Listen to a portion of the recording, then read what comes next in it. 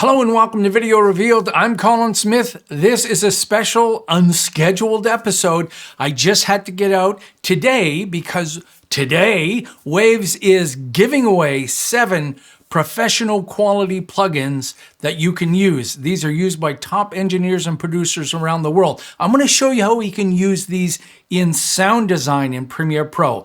They include Lil Tube, a saturation plugin, IR Live, which is a convolution reverb with real-world acoustics, VEQ3, a great EQ, VComp, great compressor, audio track channel strip, guitar solo, which is an amplifier simulator and effects, and Flow Motion, which is an FM synthesizer.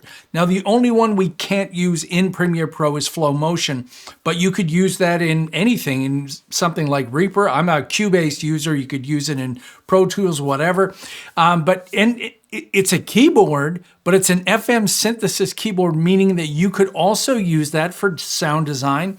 Things like drone sounds, backgrounds, weird kind of stuff that you need to generate unique new sounds. You can do that with Flow Motion. Here's a few examples of Flow Motion used for effects.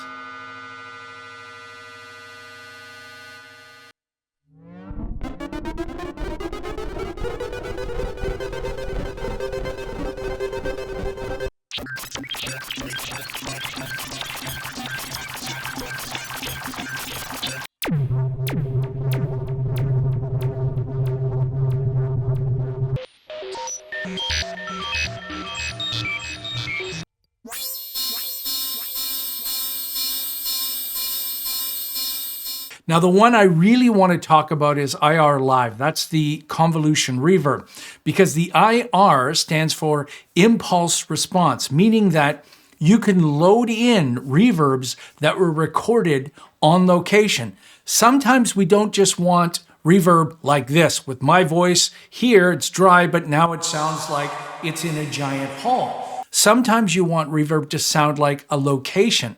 And you can do that through captured impulse responses. I'm going to give you a link to this library from Echothief, and it includes a bunch of natural places around the world, nature and recreation, some inside, some outside. So I'll give you all of these, and you can load them into IR Live and check them out. You can also change the duration of the impulse response and even extend it in IR Live, and it stretches it out. So let's have a look at enhancing some of these things inside Premiere Pro. All right, so here I've got a video with no sound, so I had to design the sound myself. I've got a couple of pops of a gun shot going off and some ambient noise here. And let's listen to what I have. One more time. Okay, sounds good, sounds accurate to the environment. And let's look in the audio track mixer. And if you don't see that, go to the window menu, audio track mixer, and twirl down the top here. When you go to the second section here and click, you can create a stereo sub mix. And that's what I've done here with track 1 and 2. Track 1 and 2 are the gunshots, and instead of putting a reverb on each track, you send them to a submix and put the reverb on that submix. That helps glue everything together, because think about the real world. The gun doesn't have reverb, so the environment does. So the submix is the environment. And you can see I've got IR Live here, and I'll double click and open that up. I want to show you that this little button here, especially for Windows users, you can change the user interface size up to 200%. I've got an expanded 4K display, so I needed that bigger. So here you can load in, you can load IRs. There's a bunch that it comes with, and I loaded in the Pepper Canyon sound and impulse response, and you can see that there. So if we go back, I'm going to turn 2 things off. Oh yeah, here's another tip for working with effects in Premiere Pro. See this little button here? If you click on it, when you open up another effect, click on it, they'll both stay open. Typically, when you open up a second effect, it closes that window. Click on that little icon and it keeps them all open. So I'm going to turn this off for now and just show you the reverb. There it is.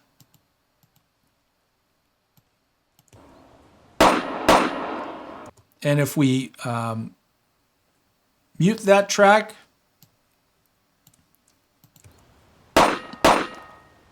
sounds pretty boring. Okay, so that's the reverb, which I've changed the reverb time here, and it stretches that impulse response out for me.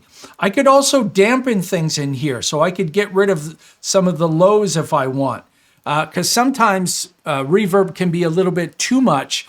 It's too digital in its creation. The highs are too high and the lows are too low, and you can bring those down just by dragging these up or down, and you can change where that is, so I can remove some of the high and low end of that. Now, the other thing I'm using here is Little Tube, and this is a saturation plugin. Saturation introduces more harmonics to a sound. You've heard this a million times in recording. Saturation is a tape effect originally, so all the music you love from years ago, that's already saturated in what gives it that sound. For me, what I wanted to use the saturation for was to dirty up the gun. And this one's pretty good, this sound effect, but if you crank this up as I did here, I'm driving that sound and making it a little bit more dirty. So again, I'll show it with it off, and then I'll turn it on. Listen to how long it goes.